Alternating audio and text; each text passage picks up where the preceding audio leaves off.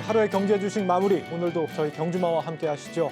정말이지 이 투자할 맛이 좀 잘 안 나는 그런 날입니다. 시장 부진이 지금 며칠째 계속되고 있는데 지금이 이 저가 매수의 기회인 건지 아니면 이제 말을 좀 바꿔 탈 때가 된 것인지 고민이 많이 되는 시점인 것 같습니다. 답을 좀 찾아봐야겠죠. 월요일에 트리오 세 분 나오셨습니다. 어서 오세요.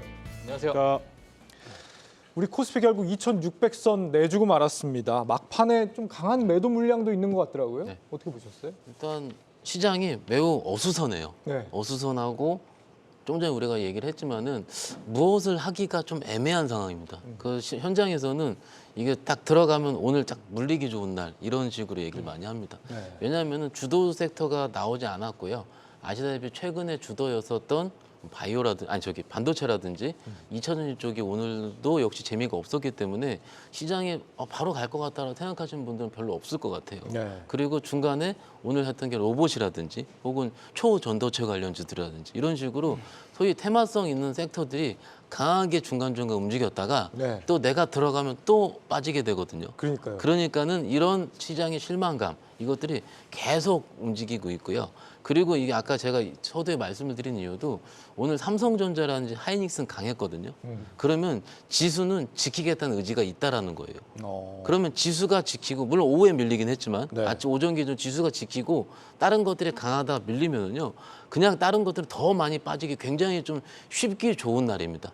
그러면 속기 좋은 날. 그러면은 오늘 입장에서는 일단 시장이 일단 종가까지 그렇게 재미가 없었다라는 게 맞을 것 같고요. 네. 그리고 이제 최근에 시장의 특성상 이렇게 된 지가 한 이틀에서 3일 정도 됐거든요. 그런데 너무 그렇게 안 좋게 말하기도 좀 그런 게 시장이 한 3일에서 4일 정도 이렇게 빠지게 되면 한 번씩은 원위치를 찾게 돼 있습니다. 그래서 그런 위치를 찾을 때 그때 올라가는 종목들이 무엇인지 확인하는 것도 시장의 답이 되지 않을까 싶습니다. 네, 우리 종로 마법사님 시장이 잼버리 같다 이러는데 좀 공감이 되는 표현인 것 같아요. 박 팀장님 어떻게 보셨어요? 잼버리급은 아직 아닌 것 같고요. 아직 아니에요? 예. 네. 근데 오늘 뭐 시장을 좀 보게 되면 사실 뭐 미국 시장 먼저 한번 제가 말씀을 드리자면요. 뭐 애플 같은 경우에도 이제 뭐 최근에 보기 힘든 하락을 좀 보여줬고요. 네. 최근에 빅테크 종목들의 좀 많이 쏠림 현상이 국내와도 약간 비슷한 현상으로 인해서 약간 조정 시장을 좀 주고 있지 않나 저 이렇게 좀 보고 있습니다. 하지만은 뭐 미국 같은 경우에 그 이제 2분기 실적 예상치를 사실 안 좋게 좀 봤었거든요. 가이던스를 되게 보수적으로 했었는데 최근에 이제 미국의 어떤 소비 시장이 상당히 좋으면서 이런 부분을 좀 만회를 했고요. 앞으로 이제 하반기에 대한 이야기가 좀 많이 있다 보니까 이제 이런 부분에 대해서 약간의 이제 조정장이 지속이 되고 있는 그런 상황이다. 그런 부분이 분명히 이제 국내 시장에도 이제 영향을 좀 미칠 것으로 좀 보고 있고, 그래서 오늘 제가 좀 국내 시장을 좀 보게 되면은 약간의 좀 성급한 재료를 찾는 그런 시장이 좀 아닐까, 좀 이렇게 좀 보고 있습니다. 그래서 지금 이 시기일수록 너무 좀 어려운 시장이 오히려 좀 진행이 되고 있지 않나. 대응하기가 좀 어렵고요. 네. 예, 그렇기 때문에 약간은 조금 차분하게 좀 시장을 보시는 게 좋지 않을까 이렇게 보고 있습니다. 네. 그 지수는 크게는 안 빠졌는데 마땅히 투자할 곳을 찾기는 참 어려운 시장인 것 같더라고요. 어떻게 보셨어요? 지금 사실 오늘 보면 지난주 금요일 날 미국 시장 뭐 특별하게 조정은 없었죠. 네. 지수로 봤을 때 좀 초반엔 좋았지만 막판에 밀려서 좀 아쉽긴 했지만 사실 지수에 오늘 우리나라 증시처럼 특별하게 막 지수를 막 밀어붙일 그럴 이유는 특히 없었습니다. 그리고 오늘 환율도 사실 하락을 했고 그다음에 장중에 나스닥 선물도 플러스 0.5% 지금도 유지되고 있고 그 정도 수준은 계속 유지되고 있다라고 하면 뭐 여러 가지 뭐 아직 뭐 CPI 뭐 앞둔 경계감 뭐 이런 거 있긴 하겠습니다만 종합적으로 결론을 봤을 때 결국 우리나라 증시 자체 문제거든요. 결국 수급 문제인 것 같아요. 결국 계속 꼬인 수급들이 계속 시장을 계속 꼬인 수급들이 조금 이제 그걸 풀지 못하고 있는 상황인데 네. 최근에 2차 전지 주식들이 대부분 이제 신용이 다 막혔습니다.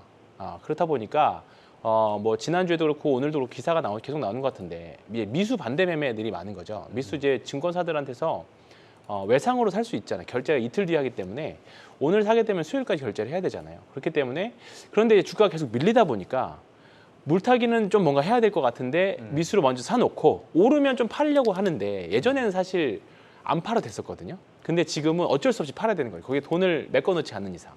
그렇다 보니까 사실 올라가도 매물이 분명히 나올 거고 그다음에 지금 최근 며칠처럼 빠지면 어쩔 수 없이 매각을 하기 위한 반대 매매를 메꾸기 위한 매각이 오늘 또 2시 반 이후에 또 나온 거고. 그러니까 최근에 보면 아침 9시부터 9시 한 20분 정도까지 변동성이 좀 심하고 그다음에 10시 반, 그다음에 12시 반에서 1시 사이 그리고 또 3시 전후 해가지고 또 내일 반대 매매를 메꾸기 위한 매도가 또 나오는 거죠.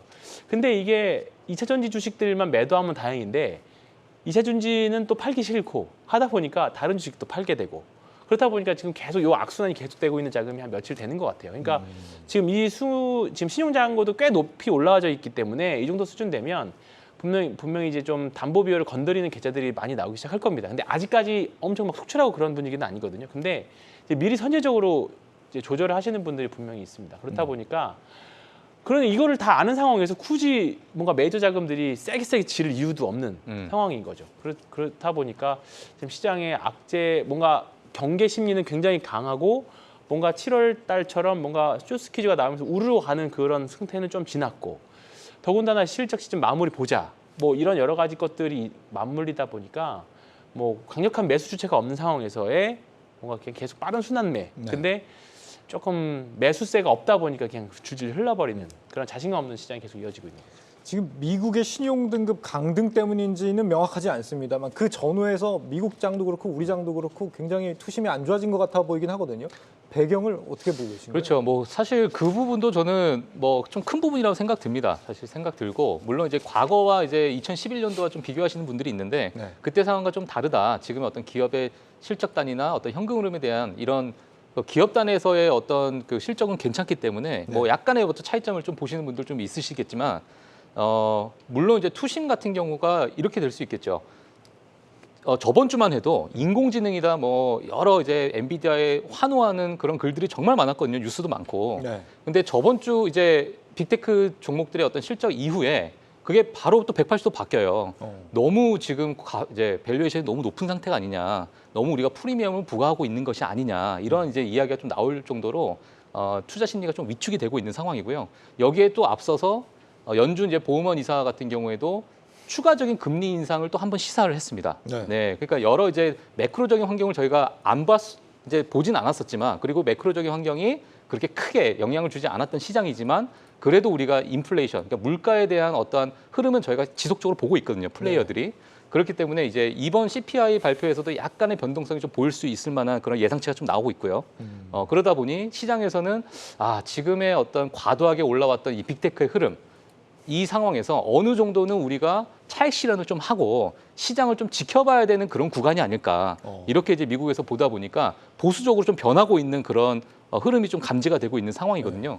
예, 그래서 이제 애플 같은 경우에도 과도한 어떤 하락을 좀 보여주고 있고요.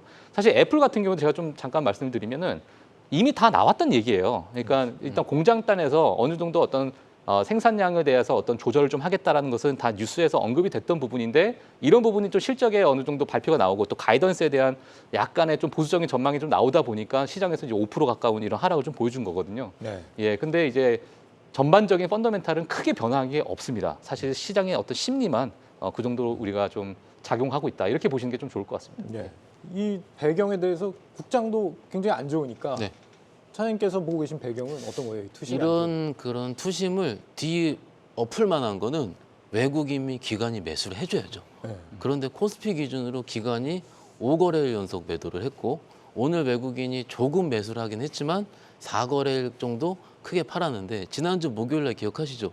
2조 넘게 선물을 판 거. 그러면은 시장 참여자 입장에서는 와 2조 이상의 선물 매도는 화들짝 놀라게 된 거죠. 그러면은 일반적으로 많이 수익이 났던 주식을 일단 털게 됩니다.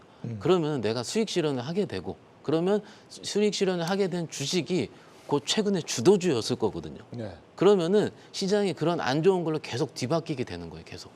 그러면 그러면 이 문제를 시작하게 된 거는 신용등급 강등이고요. 신용등급 강등이란 문제를 해결할 수 있는 건 미국 빅테크 기업들의 실적으로 크게 올라야 되고요. 그때 실적이 오르게 되려면 중간에 CPI가 한번 도와줘야 됩니다. 그러니까 어떤 하나의 트리거가 하나 때문에 이것이 문제로 뒤바뀔 만한 게 아니고 제가 경험적으로 보니까 어찌됐든 가장 시장이 좋을 때는요. 우리 개인 투자자들이 많이 들어올 때 좋았거든요. 근데 그 개인 투자자 들어올 때 좋은 거는 매크로가 좋아지고 마지막 단에서 항상 좋아졌었어요. 네. 그러니까는 이런 남아있는 CPI든 이런 것들이 조금씩은 해결되는 모습을 보여야 된다라는 게 맞을 것 같고요.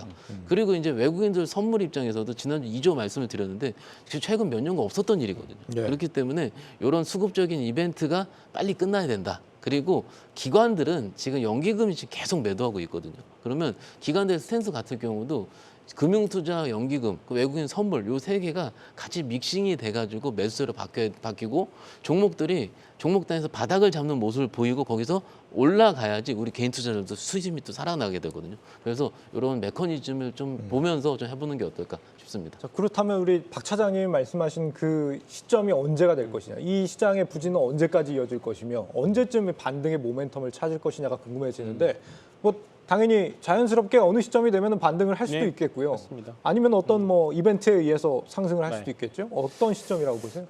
일단 선물 얘기 저도 잠깐 첨언하자면 네. 올해 2조 이상 파는 사실 선물 규모는 코로나 이전에는 사실 없었던 이벤트들입니다. 그래서 실제로 1조 이상 선물 매도가 나오면 매도가 됐든 매수가 됐든 1조 이상의 뭔가 액션이 나오면 그쪽 방향으로 쭉 타고 갔었던 경험들이 있었거든요. 네. 근데 코로나 이후에 1조 이상 가지고는 사실 방향성이 바뀐 적이 거의 없었어요. 거의 뭐 1조 5천억 정도는 이상 나와줘야 매수가 됐든 매도가 됐든 나오는데 근데 또 그게 올해 또 바뀐 게 뭐냐면 올해도 1조 5천억 이상 매도나 매수 나왔던 적이 있었거든요. 그때 특히 매도가 나왔던 적이 몇 번 있었는데 그 위에 바로 환매수들이 바로 들어왔습니다.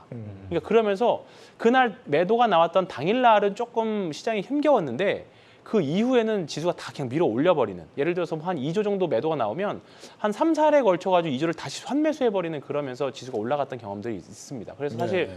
지난주에 2조 가깝게 나온 날 이번에 사실 그런 걸 좀 기대를 했는데 아직까지는 뭔가 폭발적으로 매수가 들어오진 않겠죠. 근데 외국인들이 선물을 매도하는 거는 추세적으로 보고 뭔가 대외적인 변수라던가 이런 것들이 있을 때 이거를 이거 매도가 나왔으니까 떨어집니다, 그런 개념이라기보다는 이제 추세적으로 좀 떨어질 것 같다, 또는 리스크 관리 차원에서 하는 부분들이 많거든요. 만약에 이게 다시 뒤집히면 언제든지 환매수를 들어갈 수 있다라는 측면에서 한번 저는 지난주 2조 매도 나온 거 너무 우리가 쫄 필요는 없다고 네. 말씀드리고 싶고요. 두 번째는 타이밍에 대한 말씀인데요. 결국은 지금 상황에서 지수를 살리거나 올리거나 하려면 뭐 우리가 반도체도 이야기했고 2차 전지 이야기했고 뭐 이제 제약바이오 얘기했지만 결국은 반도체 삼성전자와 하이닉스를 필두로 한 반도체가 살아줘야 네. 지수도 살고 시장 분위기도 좋아질 거거든요. 반도체가 살아요. 그렇죠. 근데 과거에들을 보면 우리가 이제 삼성전자 최악의 실적 또는 최악의 경기가 반도체 경기 안 좋다라고 할 때 바닥이었고, 그리고 나서 최악의 실적 발표를 하고 나서 이제 주가가 좀 반등을 했죠. 그리고 먼저 선제적으로 선 랠리가 나오고 나서 이제 정말로 바닥임을 확인하고 나서 주가가 한 번은 쉬는 경향들이 좀 있습니다.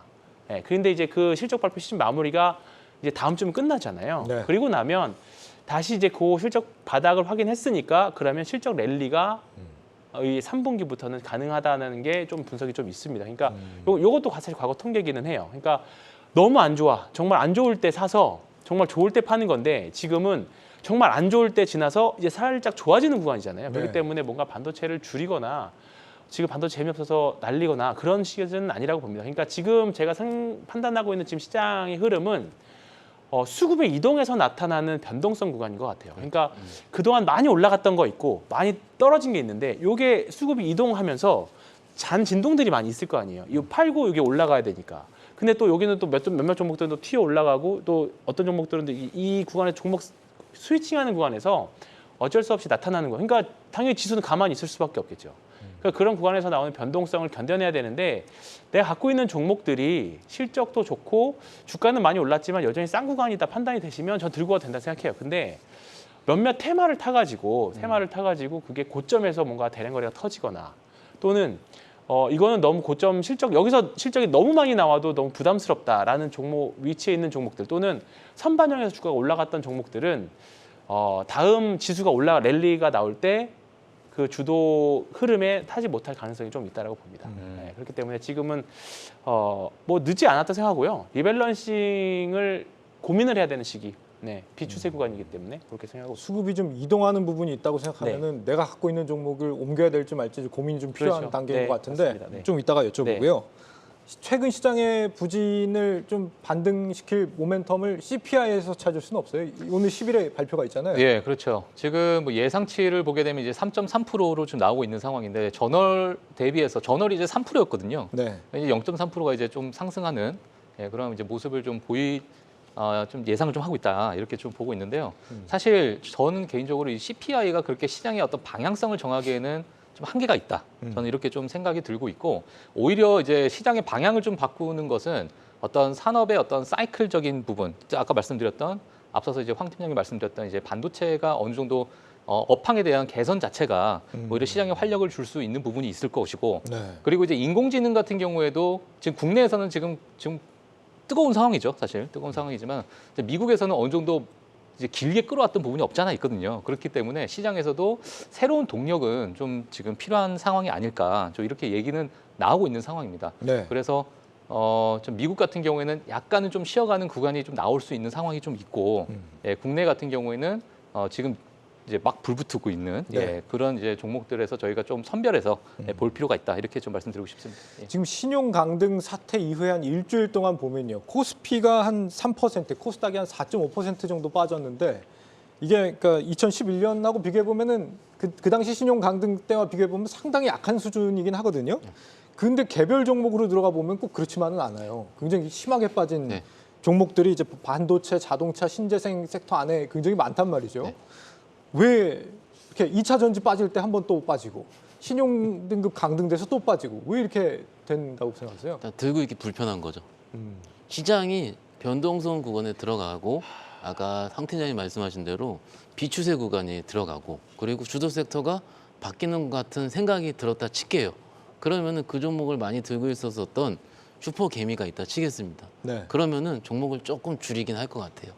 시장은 항상 스마트했었습니다. 네. 그 섹터가 확산을 할 때 계속 들고 가야 되는 구간이 있고 확산을 함에도 불구하고 여기서는 내가 털어야 되는 구간이 있는데 지금 시장에서 지금 최근에 며칠은 올라갔던 거를 들고 있는 것보다는 빠진 거를 들고 있는 게 조금 더 편한 구간이지 않을까. 네. 왜냐하면은 신용등급 강등대를 봤거든요. 참고로 신용등 강등 때 어떤 일이 있었냐면은 지수도 뭐 몇백 포인트가 빠지긴 했지만은 좀 기억이 나실 거예요. 혹시 자문사 7공주 기억하시나요? 자문사 7공주요? 네, 자문사 7공주라고 우리가 알고 있는 삼성 SDI부터 시작해서 네. 지금 합병한 삼성 테크인 여러 가지 종목 7종목이 있는데 그 전에 그해 2011년도에 어떤 일이 있었냐면 모 자문사가 굉장히 많은 시장 자금을 거의 1,000억대 이상을 다 흡수해 왔습니다. 그리고 그 자금을 가지고 계속 그 종목 7종목만 계속 매수를 해서 집행하는 사례가 있었어요.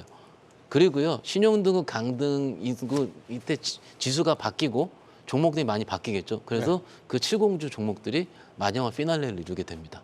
항상 시장에 큰 이벤트가 있을 때는 주도주가 교체 현상이 일어나게 되는데 과거에 그런 것들을 봤었던 투자자들 혹은 매니저들 오래 시장에 워킹했던 사람들 같은 경우는 아 이제 주도주가 바뀌겠구나 생각을 하는 거고 오늘 샀다가 내일 팔겠어요? 그게 아니고 기존에 들고 있었던 종목들이 바뀌는 걸 느끼게 되는 거죠. 최근에 보시면은 그렇게 주도주 역할을 했었던 게 봐보세요. 2차전지가 오늘 빠졌는데 빠졌다고 말씀드리는 게 아니라 주도주 역할을 했었던 2차전지는 시장이 빠질 때 플러스가 났었거든요. 네. 근데 지금은 시장이 빠질 때 더 많이 빠져요. 그러면은 어떻게 보면 주도주의 역할을 이탈했다라는 겁니다. 일단 주도주라는 측면에서 봤을 때는 그러면은 다음 주도주가 어떻게 되는지 이거는 우리가 좀 이따 얘기를 하긴 할 텐데 일단 지금 왜 그런 현상들이 일어나느냐? 그거는요. 과거 역사적으로 신용등 강등 혹은 여러 가지 크레딧 이벤트들이 있을 때는 지수가 조금 빠지긴 하더라도 종목 단에서는 큰 역사의 뒤바뀜이 있었다라는 걸 제가 경험적으로 좀 기억을 하고 있다고 생각하고 있습니다. 예. 상반기에 우리가 괜찮다고 했던 전문가들이 괜찮다고 했던 종목들인데 최근에 실적도 좀 뭐 받쳐주는 것들도 있는 것 같고 그런데 많이 빠진 곳들이 있어요. 뭐 신재생, 그렇죠. 네, 황 팀장님, 네. CS 윈드 이런 곳들. 네, 윈드 베어링 다. 네. 오늘 좀 아침에 호가들은 막 투매를 보여주는 호가들. 그러니까 아까 말씀드렸던 것처럼 다른 종목을 팔아서라도 지금 2차전지 물타기를 하거나 또는 지금 추세 안 좋은 애들을 일단은 팔고 뭐 현금화하는 전략이든 약간 그런 분위기입니다. 사실 한 달 전이나 지금이나 사실 주가는 회사는 별로 바뀐 것도 없거든요. 특별한 공시가 있었던 것도 아니고. 근데 일단은 저는 사실 지금 오늘 최근에 기후 보면 아시겠지만 이제 사실 많이 늦었다 생각하거든요. 이런 뭔가 신재생의 계속적인 투자가 있어야 되는데도 불구하고 네. 지금 이런 주가 흐름을 보면 좀 사실 이게 말이 안 되나 생각이 많이 들어요. 그래서 사실 포기 못하고 있는 섹터 중에 하나가 풍력입니다. 네. 네. 전기도 많이 부족하다고 네. 요즘에. 근데 요즘에 그 이벤트 하나 있는 게 뭐냐면 사실 많이 뜨거워졌잖아요. 네. 원래 전력 피크 시간이 4시, 5시 정도였습니다. 작년까지만 해도. 근데 최근에 태양광 수율이 굉장히 좋아지면서 추워지면서 전력 피크 시간이 8시, 9시로 넘어갔대요. 네, 그러니까 낮에는 오히려 뜨거운 태양 때문에 태양광의 수율이 확 좋아졌다는 그런 거죠. 근데 사실 뭐 최근에 뭐 너무 더워서 뭐 이제 바람이 불지 않아서 뭐 풍력주들을 볼 좋지 않다라는 뭐 그런 분석도 있다고는 하는데 뭐 요게 사실 뭐 시장에서의 바라보는 그 약간 정보의 비대칭이라고 본다라고 하면 저는 뭐 사실 CS 윈드나 베어링은 조금은 더 제 가치를 찾아갈 수 있을 거라고 보는 인류의 생존을 담아서 같이 한번 말씀드려 봅니다. 네. 앞서 네. 황 팀장님이 좀 말씀을 해주셨는데 네. 지금 시점에서 내가 갖고 있는 종목이 분명히 좋다고 했는데 네. 너무 많이 떨어졌다. 그러면 계속 들고 있어 봐야 되는 건지 아니면 이제는 좀 바꿔야 된다는 신호인 건지 어떻게 생각하세요? 저는 지금 만약에 뭐 어떤 종목단에서 좀 본다라고 한다면 조금 한 템포는 좀 쉬어가는 구간이 아닐까 이렇게 보고 있거든요. 빅테크들도 정말 많이 올랐고요. 네. 그 밑에 이제 중소형 성장주들, 특히 작년에 그렇게 많이 부러졌던 10분의 1 토막 났던 그런 종목들을 보게 되면 바닥에서 벌써 200%, 300%씩 올라가는 종목들도 많이 있습니다. 네. 예, 그만큼 지금 상반기에 사실 우리가 눈치채지 못한 상황에서 어마어마하게 지금 올라가는 이제 종목들이 많이 있고 심지어는 지금 미국의 헤지 펀드들이 약 9조 원 정도의 손실을 보고 있어요. 어디서 손실을 보고 있냐면 카니발, 크루즈 업체들 그리고 에어비앤비 그런 숙박 업체들. 왜냐하면 이 업체들이 소비가 둔화가 되면서 분명히 다시 깨질 것이다. 네. 이렇게 생각하고 이제 공매도 들어갔거든요. 근데 그런 종목들이 이제 최근에 한 3개월 동안에 뭐 100% 넘게 이제 상승하다 보니까 9조 원의 손실을 또 이제 그대로 받아냈던 그런 뉴스가 나올 정도로 지금 미국 같은 경우에 너무 좀 과열 상태가 분명히 맞다. 이렇게 좀 말씀을 드리고 싶은데 그럼 지금 상황에서 이게 이어질 것이냐라고 되물어봤을 때 네.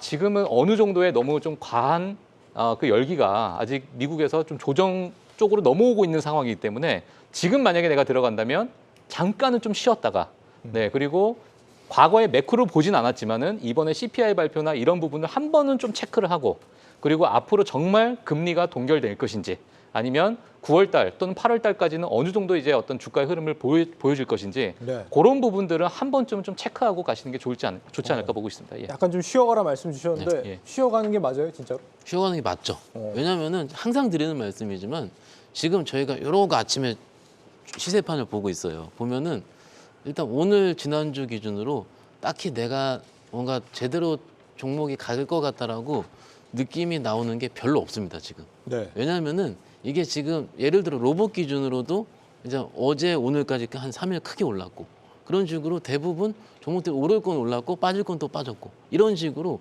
좀 종목이 차라리 이럴 때는 그러면 어떤 식으로 들어오냐면은 차라리 지수가 크게 빠질 때 크게 빠지면 정말로 많이 빠졌기 때문에 저가 매수세가 들어온다. 그럴 때 외국인이 같이 들어오면 금상첨화거든요. 그러니까는 뭘 팔기도 애매하고 사기도 애매한 종목들의 지금 차트 위치라든지 수급별로 다 그래요. 네. 그러면은 이럴 때는 뭘 하면 되냐면 현금이 많은 분들은 일단 기다리고 있다가 내가 사고 싶은 종목들이 있으면은 빠질 때만 천천히 분할 매수. 그런데 대부분 우리가 이런 거를 얘기를 할 때 논리는 뭐냐면 현금이 없다는 전제에서 내가 얼마큼 나이스하게 스위칭을 할 수가 있느냐를 고민을 하거든요. 그렇죠. 예, 그런데 경험적으로 나이스하게 스위칭을 한 적이 없었습니다. 어. 차라리 올라올 때 현금을 좀 만든 다음에 그 다음에 내가 무언가 작업을 했었어야 됐는데 그게 아니고 내가 오늘 이걸 팔고 내일 이거 올라가는 거 이걸 잡을 확률은요 제가 굉장히 어렵다고 봅니다. 물론 하시는 분도 있어요. 제가 능력이 없어서 어렵다 말씀드리지는 모르겠지만은 그것보다는 우리가 주식 투자라는 게 뭡니까? 확률이 높은 거라는 거거든요. 네. 확률이 높은 거는요 장이 좋아져야 돼요. 그러니까 장이 전반적으로 좋아질 때를 기다렸다가 혹은 누가 들어가더라도 부담이 없는 상황이 올 때 그때 들어가는 가장 확률이 높은 거니까는 네. 조금 기다리는 것도 답이 될 수 있습니다. 아니, 오늘 시장이 안 좋아서 그런지 IPO 대여라고 불리던 그렇죠. 하두도 오늘 굉장히 안 좋았잖아요. 네. 공모가보다 떨어졌는데 그렇죠. 좋은 기업 아니었어요? 좋은 기업 맞고요. 네. 좋은 기업도 수급적인 게 제대로 워킹이 되는 시즌과 혹은 밸류에이션이 되는 시즌이 다른데 네. 지금은 수급이 무조건 왕인 시즌이긴 하죠. 파도 기준으로 공모가가 31,000원 정도, 시가총액으로 한 1조 5천억 정도 되는 상황이었는데 오늘 시작이 아예 26,000원으로 시작을 했기 때문에 네. 이미 빠져 시작을 했고요. 마이너스 15%는 오랜만에 봐요. 네. 대부분 우리가 볼 수 있었을 때 대부분 분들이 거의 더블 혹은 100%, 50%는 기본 생각을 했는데 놀라셨겠죠. 그런데 이게 놀랄 필요가 없는 게 대부분 이런 공모주 청약했던 투자자들은 굉장히 빠른 매매를 원합니다. 그렇기 때문에 아침에 뜨지 않으면 일단 매도합니다. 그리고 운용사들도요. 지금 공모주 펀드가 많이 청약을 했지 않겠습니까? 근데 운용사들도 최근에 투자자들 사이에서 저기 공모주 펀드 그래도 좋다고 했는데 네. 최근 한 2주 동안 황 팀장님 좀 이런 느낌 안 드세요? 이게 최근 공모주 펀드 수익률이 눕고 있다는 네. 얘기가. 공모주 펀드들이 종목들은 화려하게 올라가고 있는데 막상 펀드들이 수익률이 안 올라가요. 왜 그런 거예요? 그거는 왜냐하면 최근에 더블이 난 종목들도 비중이 적거나 그죠? 그리고 다른 종목들을 운용하는데 시장이 안 좋았기 때문에 운용에 대해서 깨지는 것도 좀 있는 거죠. 그런데 우리가 투자했던 우리 커스터머, 고객들 입장에서 봤을 때는 야, 이거 공모주 시장이 이렇게 좋은데 왜 이렇게 안 가? 왜 이렇게 수익률이 안 나와 한 달 동안에? 박 PB가 봤을 때 10% 나온다 그랬잖아. 제가 그렇게 하지 않았지만 네. 이런 식으로 그런 게 나오면은 운용사 입장에 어떻게 되냐면 바로 엑시트를 하게 됩니다. 그러니까는 엑시트를 할 때 바로 시장가 매도가 나오기 때문에 일단은 물론 운용사 입장에서는 한 달 후에 매도를 하긴 하겠지만 나머지 개인들 입장에서도 똑같은 메커니즘 작용을 하게 되거든요. 결론은 IPO는 분위기입니다. 네. 근데 최근에 시장이 그렇게 좋지 않았기 때문에 일단 분위기가 찾게 되고요. 경험적으로 한 달 후에 기간 액션 물량이 나오게 되고요. 그 후에 밸류에이션 평가가 다시 일어나게 되니까는 쳐다보게 되는 거는 아마 한 달 후 정도 보시면은 그때 좀 레포트란 이런 걸 확인해 보시면 어떨까 싶습니다. 아니, 여기 파두 같은 경우는 기관 그 수요 예측 경쟁률 당시에 이제 360대 1 정도 나왔는데 그렇죠. 예. 그때부터 이미 흥행하기는 좀 어렵다는 평가들이 있었거든요. 네. 어느 정도가 돼야 수요 예측이 괜찮은 거예요, 경쟁률? 일단 기간 수혜 측부터 시작해서 그 전에 일단 기본적으로 1000대 1은 나와야지 1000대 1? 경험적으로 좀 생각이 들고요. 이게 근데 생각 보면 1000대 1이면 우리가 같은 1억 넣었을 때 받는 금액이 굉장히 적거든요. 네. 그런데 거기서 중간에 많은 과정이 또 일어나게 됩니다. 그래서 꼭 공모 청약률이 1000대 1이 나왔다 그래서 이게 좋다 안 좋다 판단할 필요는 없긴 한데 일단 지금은 시장 자체가 워낙 좀 변동성 구간이니까는 네. 일단 분위기를 살펴볼 필요가 있다라고 생각하고 있습니다. 그 박찬희님이 네. 준비해 오신 IPO 투자 좀 제대로 할 수 있는 방법이 있다고 그러던데 그러니까 정리 한번 해주세요. 일단 지금은 분위기라고 해서 말씀을 드렸는데 네. 실적이 지금 올해 8월 달에 남은 기준으로 상장을 할 종목이 지금 한 6에서 한 7개 종목이 있거든요. 그런데 그중에서 무조건 헷갈리는 건 실적 없는 것들이 헷갈리거든요. 그럼 실적이 있는 종목들도 한두 개가 있습니다. 네. 그래서 그 종목들로 쏠리는 걸 확인할 필요가 있고 실체가 있는 거 제가 보니까는 이게 빅텐츠라는 종목이 있더라고요. 빅텐츠요? 이게 빅토리 콘텐츠라 그래서 네. 그래서 이게 우리가 알고 있는 예전에 발리에서 생긴 일 이런 그 컨텐츠를 드라마를 만든 회사인데 FNF 그룹의 모회사로 있고요. 실적이 그래도 꽤 나오는 것으로 좀 보고 있습니다. 물론 뭐 밸류에이션 평가가 뭐 10배다 20배다 이런 평가를 내리는 게 아니고 신규 상장 기준으로 봤을 때는 실적 영업이익 기준으로 뭐 20억이다 나오는 거 되게 중요하거든요. 나오고 있는 중이기 때문에 한번 일정을 살펴보시면 어떨까 싶습니다. 네. 오늘 파두도 그렇지만 반도체주 전반적으로 상황이 안 좋았습니다. 업황은 회복된다는데 주가하고는 업황은 좀 따로 노는 분위기예요, 굉장히.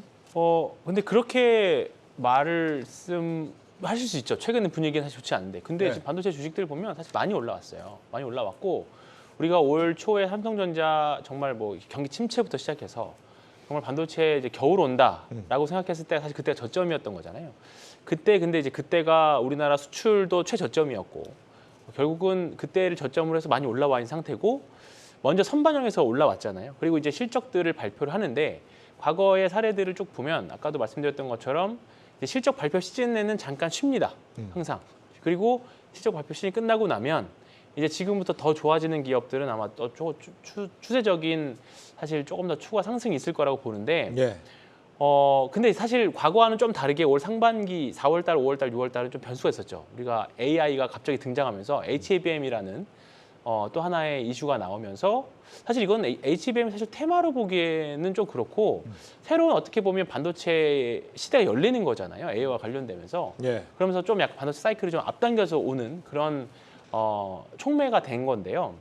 근데 그렇게 본다라고 하면 사실 전통적인 메모리 반도체나 시스템 반도체들은 아직 사이클이 아직 오지 않은 거죠. 그래서 전통적인 전공정 회사들은 여전히 사실 이번 8월 중순에 어느 정도 기간 조정만 좀 지나고 난다라고 하면 충분히 매매를 해볼 수 있는 종목들 충분히 많이 있는 것 같고 오늘도 보면 뭐 유니셈 같은 종목들 또는 몇몇 종목들은 뭐 급등한 종목들도 나왔었고 네. 그렇기 때문에 오늘 반도체가 좀 갈리긴 했습니다만 충분히 매매할 종목 추세가 깨진 종목들은 사실 많이 없는 것 같거든요. 그렇기 때문에 반도체 섹터들은 계속 관심 갖고 보셨으면 좋겠습니다. 오늘 보니까 삼성전자랑 하이닉스랑 또 네, 분위기가 많이 그렇죠. 다르던데 네. 하이닉스는 또 최근에 굉장히 높은 수준에 네, 있는 것 같아요. 맞습니다. 그러니까 반도체 시즌에서는 확실히 하이닉스가 베타가 훨씬 더 큽니다. 네, 그리고 지금 특히 HBM으로는 조금 뭐 삼성전자도 많이 따라간다라고 하지만 하이닉스와 관련된 HBM 그리고 하이닉스와 관련된 그 공급망을 가지고 있는 소부장들이 조금 더 좋은 모습이기 때문에 네.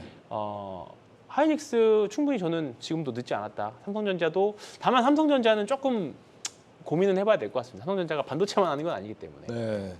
지금 반도체 가격은 계속 떨어지고 있지만 수출 물량은 빠르게 늘고 있다라는 보고서를 KDI에서 냈는데 네. 반도체 주가는 6개월 정도 선행한다고 우리가 알고 있으니까 그렇죠. 그럼 주가는 지금 막 가고 있어야 되는 상황 아니에요?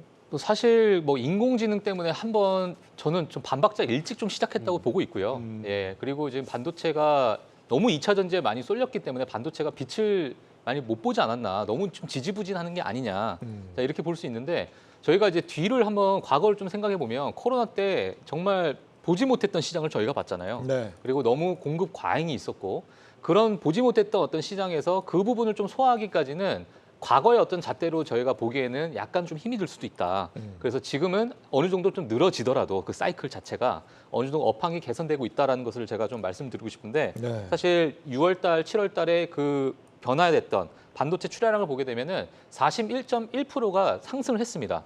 그리고 재고율 같은 경우에도 7월달이 12.3%가 줄어들었어요. 그렇기 때문에 물론 지금 재고가 피크를 찍었기 때문에 그 12.3%가 되게 미미하게 느껴질 수 있겠지만 늘 어떤 저희가 이제 반도체 사이클을 봤을 때 재고의 피크를 찍었을 때가 반도체의 어떤 바닥이었다. 네. 이런 부분을 저희가 좀 감안한다면 이제는 어느 정도 그 재고율 감소가 조금씩 나오는 그런 시점이 아닐까 저희가 한번 좀 기대를 가지고 네. 보시는 것도 좋을 것 같습니다. 예. 이 반도체 소부장 한동안 좀 좋지 않을 것 같으니까 이제는 좀 잠시 대기해라 이런 말씀 주시는 전문가분들도 계시던데 또 한동안은 굉장히 좋을 거라고 했단 말이죠. 한미 반도체, 이스페타시스 이런 종목 들고 계신 분이 지금 어떻게 해야 됩니까?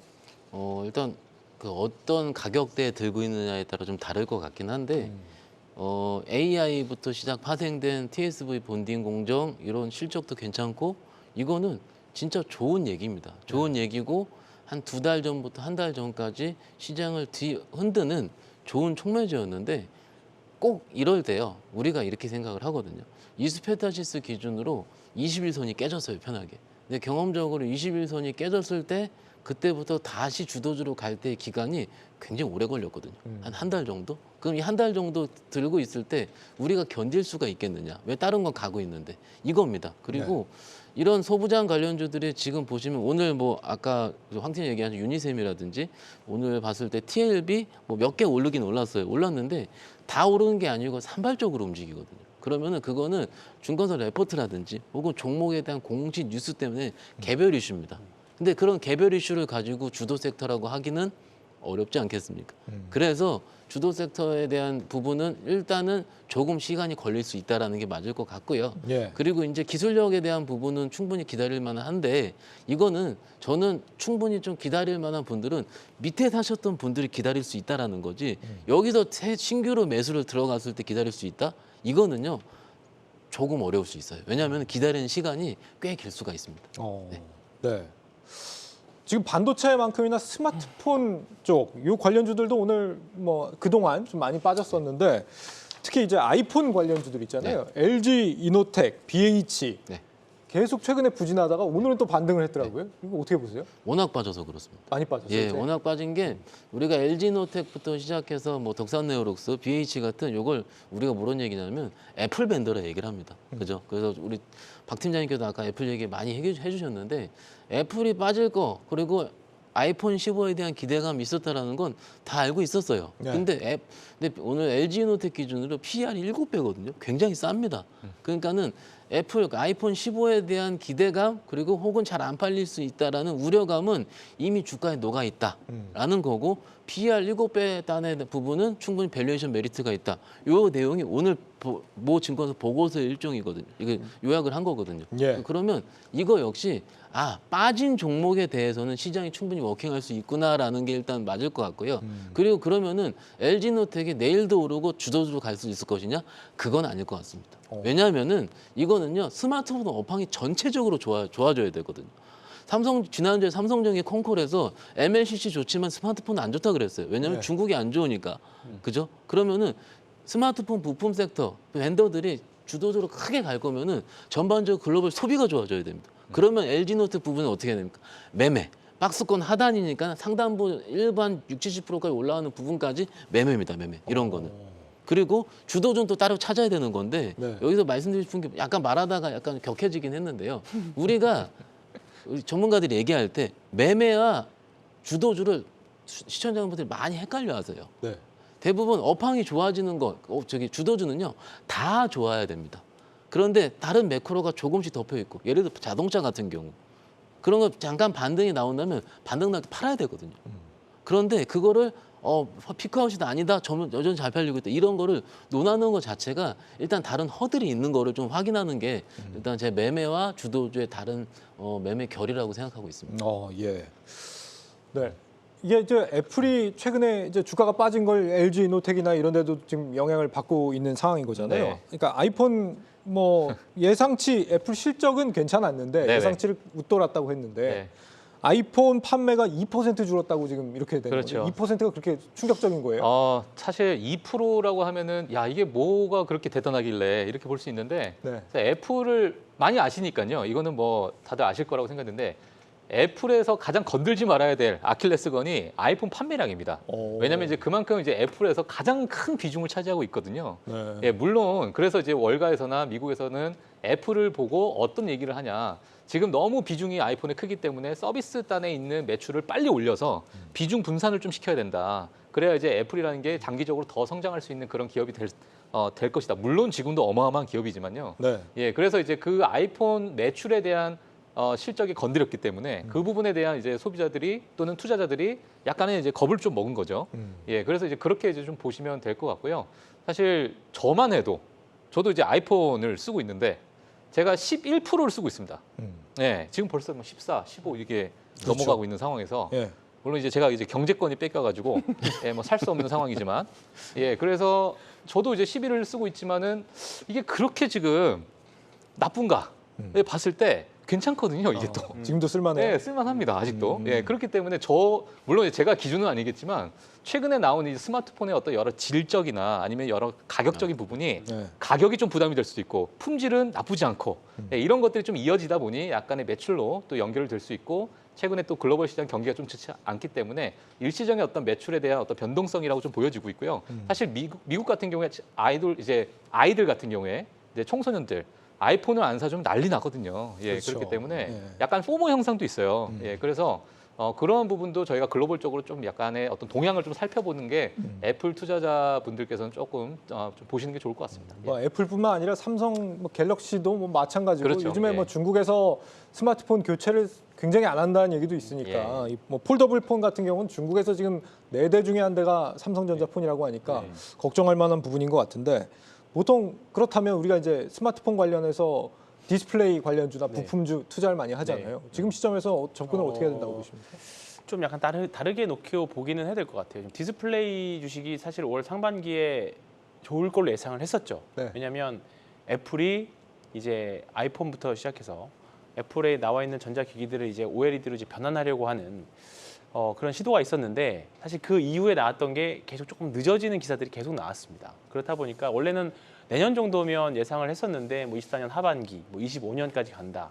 그것 때문에 사실 좀 늘어지고 있죠. 그래서 뭐 지금 최근에 보면 캠트로닉스 같은 뭐 그런 주식들도 대표적인 이제 그 장비 주식들도 사실 좀 지금 주가가 지지부진한 상태예요. 그래서 디스플레이 관련 주식은 조금 이거 말고도 사실 이제 전기차용으로도 이제 다 OLED로 들어가거든요. 네. 그렇기 때문에 사실 오늘 사실 기사가 나왔던 게 차량용 디스플레이가 다 OLED로 바뀐다. 그러면 사실 이것만한 또 혁신적인 거 없거든요. 뭐 핸드폰도 핸드폰이지만 자동차도 바뀐다라고 하면 사실 엄청난 폼팩터의 변화들이기 때문에 OLED 쪽에서는 저는 큰 기회가 있을 거라고 보는데 지금은 좀 잠자고 있지만 분명히 OLED도 언제가 때가 되면 하나의 주도 섹터가 될 수 있을 거라고 보기 때문에 디스플레이 쪽은 그런 관점에서 좀 봐주셨으면 좋겠고요. 그리고 애플 이야기를 잠깐 다시 저도 드리면 애플이 만약에 아이폰이 팔리지 않는다라고 하면 애플 입장에서는 뭔가 폼팩터의 변화를 빠르게 더 가져올 수 있는 요인은 될 것 같습니다. 그러니까 지금 결국 삼성도 이번에 G 플립 우리는 이제 삼성의 G 플립이랑 이제 폴드 5가 나왔는데 삼성이 제가 알기로는 삼성이 최초의 폴드폰을 만들려고 할 때 이번 5 정도 단계가 일단은 1차 목표라고 알고 있었거든요. 네. 그러니까 이제 이번에 물방울 힌지가 나오면서 이제 완전히 접히는 그런 모양이 나오는데 삼성은 사실 여기까지 왔습니다. 그리고 최근에 보면 굉장히 이제 내구성도 사실 많이 좋아졌고 그러면 애플 입장에서는 뭐 사실 지금 11 쓰신다고 하셨잖아요. 근데 사실 저도 이제 자녀를 아이폰을 바꾸려고 하다가 갤럭시로 바꿨어요. 갤럭시를 그냥 사줬습니다. 그러니까 사실 한국에서는 조금 약간 뭐 통제나 이런 것들 때문에 좀 다를 수는 있긴 하겠지만 제가 객관적으로 봐도라도 약간 뭐 13이나 뭐 11 사나 14를 사나 사실 카메라에서 큰 변화가 있지 않는 이상은 사실 바꾸려고 하는 그 의지를 잘 못 느끼는 거예요. 그러면 애플 입장에서는 다음 폼팩터를 변화를 빨리 가져오지 않을까. 그러면 제가 드리고 싶은 말은 뭐냐면 폴더블에 대한 뭔가 이슈들 생각나는 종목들이 있으실 겁니다. 그 관련 네. 종목들은 조금 공부를 더 추적해서 하실 필요는 있지 않을까 생각이 듭니다. 네. 요것도 짧게 여쭤보고 싶은데 자동차 쪽도 좀 많이 빠지고 있거든요. 네. 미국에서 지금 현대차 기아 같은 경우 화재 뭐 결함 문제 때문에 9만여 대 또 리콜 들어간다고 네. 그러고 지금 뭐 3분기 동안 일시적으로 전기차 부품사들한테 생산을 좀 줄여달라고 한 10%에서 20% 그런 요청을 했다는 얘기도 있는데 잘 안 팔린다는 얘기 아니에요, 이러면? 전기차용 부품 생산을 20% 축소해달라는 기사. 네. 요것을 주식 용어로 오더컷이라 얘기하거든요. 그러면 오더컷은요 주식에서 되게 싫어하는 얘기입니다. 앞으로의 성장성을 떨어뜨리는 얘기예요. 네. 그래서 오늘 화들짝 놀래서 오늘 부품주라든지 자동차주가 다 빠진 것 같고요. 막상 내용을 열어보면은 언론에 언급된 게 GV70이라든지 니로 플러스 정도가 언급이 된 것 같은데 네. 막상 거기에 판매 비중 5%도 미치지 않는다고 합니다. 그러니까는 그리고 막상 생산 조절은 있긴 있지만은 연간 한 60만 대의 생산 달성은 차질이 없을 거라고 하기도 하고요. 그러면은 내용을 봤을 때는 굉장히 아무것 이렇게 빠질 필요가 없는 내용이긴 한데 주가는 크게 반영을 했다라는 거죠. 네. 요즘 굉장히 헷갈려하는 게 뭐냐면은 우리 투자자분들께서 주가와 내용을 다르게 해석을 한다는 겁니다. 주가가 가장 맞는 거예요, 항상 보면. 주식시장에서는 오늘처럼 이렇게 왜냐하면 주식시장은 미인대이기 때문에 굳이 이런 자동차나 이런 스크래치가 나오고 있는 부품주를 사는 것보다는 지금 실적이 좋은 다른 쪽을 산다라는 얘기입니다. 그 대표적인 경우로 뭐가 있어요? 피부 미용이라든지 오늘 로봇이라든지 당장 지금 내가 눈에 보이는 그리고 오늘 엔터도 나쁘지 않거든요. 예. 그러면 아직 실적 발표하지 않은 내가 눈에 보이는 이것을 물증, 뭐 증권사에서는 물증이라 얘기를 할 텐데 지금 당장 눈에 보이는 걸 한다. 시장이 불안할수록 이렇게 주도주가 형성될 수도 있습니다. 네. 우리 분홍 사자님께서 자동차는 끝난 거야 끄억끄억 이렇게 말씀해 주셨는데 지금 이제는 과감하게 좀 버려야 될 때가 된 걸까요, 자동차? 저는 사실 뭐 저번에도 한번 말씀을 잠깐 드렸지만은 지금 미국도 마찬가지지만은 인도 시장의 공략을 지금 화두로 지금 사활을 좀 걸고 있는 상황이거든요. 네. 예, 과거 이제 중국 시장에 대한 무대였다면 이제는 이제 인도 시장을 좀 넘어가고 있는 상황이고 여러 뭐 어플라이 머티리얼스 같은 반도체 장비 업체들이나 AMD 같은 그런 이제 반도체 기업들도 지금 인도 시장으로 공장을 좀 짓고 있는 상황이고요.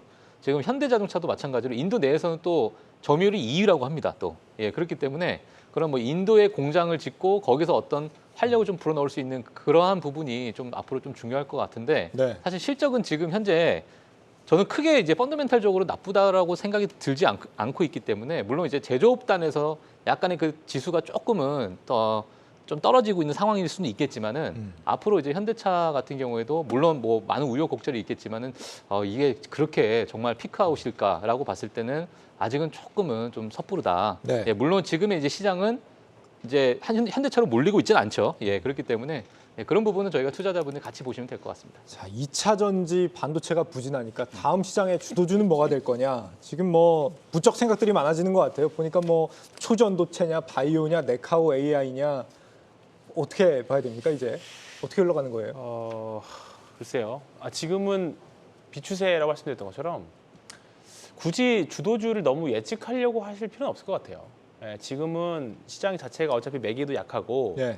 어차피 섹터 순환 매고 만약에 오늘 2차 전지 많이 빠졌지만 한 2, 3일 반대 매매 나오면 또 리바운딩이 또 나오거든요. 또 그거 이용해서 매매하실 분들은 매매를 하시는데 지금은 굳이 개인 투자자들이 잘 해서 사실 에코프로 같은 주식을 한 3년 전일 때 사서 내가 네. 엉덩이 싸움해서 이길 자신이 있다라고 하시면 그런 종목을 사셔서 버티는 것도 괜찮은 방법이긴 합니다만 사실 다음 주도주가 어떤 섹터가 먼저 튀어 올라올지는 지금 사실 몰라요. 사실 로봇 사실 잠잠하다가 최근 다른 주식들이 좀 약하니까 갑자기 튀어 올라오는 것도 좀 있거든요. 사실 네. 수급이 튀어 이쪽 이동하면서 나는 것도 있기 때문에 사실 과연 다음에 사실 그리고 로봇이 지금은 좀 세긴 합니다만 대시세는 이미 작년에 한번 나왔었잖아요. 그리고 작년에 주도주 중에 하나였다가 한 몇 달, 한 반년 넘게 쉬었다가 이제 조금 리바운딩이 나오는 구간이기 때문에 네. 그러면 지금 아직 한 번도 나오지 않은 쪽에서 결국 대시세가 분명히 나올 겁니다. 5배, 10배짜리는. 그러면 그런 종목들은 사실 대부분 지금 이미 많이 오른 종목들이기보다는 우리가 다가올 미래 중에 하나인데 아직 시세 크게 안 난 종목들 일 확률이 굉장히 높습니다. 네. 네. 그런 종목들을 한번 찾아봐요. 아직은 사실 저도 뭐 사실 가능성이 있다는 생각하는 게 AI도 사실 작년에는 엄청난 시세에 났지만 지금은 조금 그 내려갔다 올라가는 구간이거든요. 그렇게 되면 사실 자율주행도 사실 그 중에 하나가 될 수도 있고요. 로봇이 정말로 이번에 진짜 시세가 될 수도 있고 그런 섹터 내에서 한번 찾아봐야죠. 우리 네. 김은숙님께서 요즘 주식장은 난이도 상 이렇게 말씀하시거든요. 상이나. 정말 뭐 말씀하신 것처럼 예. 주도주를 찾기 어려우면 뭘 보고 들어가야 되냐는 거죠 이제는.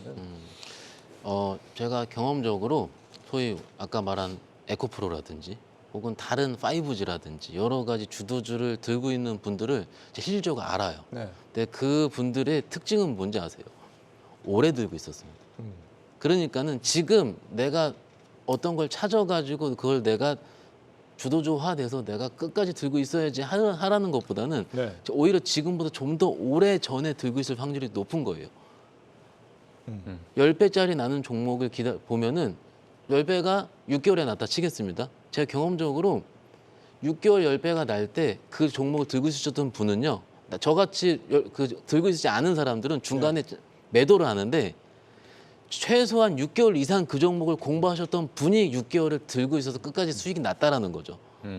그러니까는 예. 아니 오래 들고 있어야 된다는 말씀 이해했고 네. 그러면 그 오래 들고 있어야 될 종목을 어떻게 찾아요? 지금 상황에서? 일단 지금 입장에서는 저도 항상 찾으려고 노력을 하는데 네. 일단 많이 빠진 거 그리고 어느 누가 올라가더라도 어느 누가 뭐라 그러지 않을 성장성이 있는 섹터입니다. 여태까지 10배 나온 템버거의 종목들은 네. 성장성이 없이는 올라가지 않았거든요. 그러니까는 최근에 성장성 때문에 빠진 섹터가 굉장히 많습니다. 예를 들어 바이오, 네. 그리고 컨텐츠, 그리고 게임 이런 종목들은 우리가 2년 반 전에 이미 거기서 10배가 많이 올랐다가 이미 한 3년 동안 빠졌거든요. 네. 아마 그 안에서 뭔가의 주도주가 다시 나올 확률이 높습니다. 이유는 지난주에도 말씀드렸다시피 금리 인상이 정점에 있다는 전제가 맞다면은 성장형 섹터 안에서 다른 더 큰 성장을 보려고 할 확률이 높고요. 지금 같이 저희 경주마 시간을 통해서 공부해 보시면 어떨까 싶습니다. 바이오 콘텐츠 게임 이렇게 말씀해 주셨고. 저도 이제 지금 박현선 차장님하고 비슷한 맥락인데 네. 저도 이제 제약바이오 쪽에 예, 바이오요? 좀 이렇게 왜냐하면 사실 제가 이제 봤던 부분을 보게 되면은 과거에 어떤 뉴스에 대한 민감도를 저희가 딱 봤을 때 정말 좋은 뉴스가 나오더라도 그 섹터나 종목들이 안 움직이는 경우가 정말 많았었거든요. 물론 이제 그 집중이 다른 곳에 가 있고 아니면 뭐 경기가 안 좋고 시장이 안 좋아서 그럴 수 있겠지만 최근에 이제 들어오는 제가 이제 보게 되면 여러 이제 기업들 특히나 뭐 디지털 헬스케어 같이 제약바이오나 뭐 AI 인공지능과의 어떤 여러 가지 그 조합에 따른 투자자들이 좀 약간의 좀 민감하게 반응을 하고 그 부분에 약간의 좀 수급이 쏠리는 그런 이제 모습을 좀 보게 되면서 아 이제는 어느 정도 바닥권을 좀 지나온 게 아닌가 이렇게 저도 이제 좀 보게 되면서 물론 제가 뭐 추천하는 게 아니라 네. 저도 이제 그런 부분을 좀 보고 있는 상황입니다. 예. 주목해서 보고 계시다. 예. 네. 황 팀장님은요? 바이오입니까? 수급 상복지의 관점으로 보면 네. 결국 바이오밖에 사실 안 남았거든요. 그래요? 네. 큰일 근데 이게 실적 밸류를 보면 사실 어렵죠. 네. 네. 근데 지금 사실 최근에 또 이야기가 나오는 게 바이오가 당장의 실적은 어렵지만 어떤 한 제약회사 이 약을 라이센스 아웃 또는 상업화 상용시켰을 때 네. 향후에 추정되는 가치를 생각해서 땡겨왔을 경우에 지금 가치는 매우 싸다. 그런 방식으로 사실 제약바이오는 많이들 하죠. 근데 그런 쪽으로 사실 많이 지금 최근에 그나마 이제 조금 분석이 나오는 게 유한양행 뭐 그런 쪽이 조금 많이 나오고 있고요. 사실 이런 쪽이 계속 분석이 나왔다는 게 이게 작년까지만 해도 이런 분석 별로 없었거든요. 네. 근데 이제 올해 여름을 통과하면서부터 뭔가 이제 신약에 대한 뭐 메지온의 폰탄 치료제 같은 종목들, 메지온 같은 종목들, 뭐 유한양행 같은 종목들을 보면 이제 뭔가 이 세부적인 디테일한 분석들이 좀 나오기 시작했습니다. 그렇기 때문에 제약바이오 리포트는 한번 계속 관심 갖고 보셨으면 좋겠고요. 저는 조금 길게 보면 네. 전 자율주행도 가능성이 있다고 생각합니다. 네, 자율주행 그리고 뭐 전력 반도체 뭐 이런 쪽도 충분히 가능성이 있다 생각합니다. 아까 뭐 B로 얘기하지 않으셨어요? 네. 네. 그러니까 뭐 오늘 강한 섹터가 피부 미용으로 한 P가 되는 거고 그리고 AI 그리고 로봇 합쳐가지고 BA로가 얘기를 하는 거죠. 근데 그 중에서 그 피부 미용 같은 경우는 최근에 실적이 잘 나왔어요. 그러니까 실적이 잘 나온 섹터를 해보면 하겠다라는 거고 로봇도 오늘 괜찮았고 뭐 AI도 뭐 오늘 살짝 누웠긴 했지만 주도주를 좀 계속 우리가 네이밍을 하게 되거든요. 네. 그 중에 굉장히 많은데 오늘은 요런 섹터가 네이밍이 돼서 그 중에서 앞으로도 좀 주목해 봐야 된다. 저는 B 하겠습니다. 아, 예. 피부 미용. 피부 미용. 예. 알겠습니다. 그렇게 정리해 보죠. 전국 주유소 휘발유 값이요. 지금 리터당 평균 1,700원까지 무섭게 치솟고 있습니다. 그런데 이런 석유류와 또 농산물을 제외하고 계산해도 지금 소비자 물가 상승률 외환위기 이후에 가장 높다라고 합니다. 2분기 들어서 우리 민간 소비가 역성장하고 있죠. 그 배경이 아마 여기 있지 않을까 싶습니다. 우리 증시의 지속 가능한 성장을 위해서라도 정부와 한국은행 서로 이 책임 떠넘기지 말고 이제는 좀 물가부터 잡자라는 말씀 드리고 싶습니다. 내일 뵙겠습니다. 여러분 고맙습니다.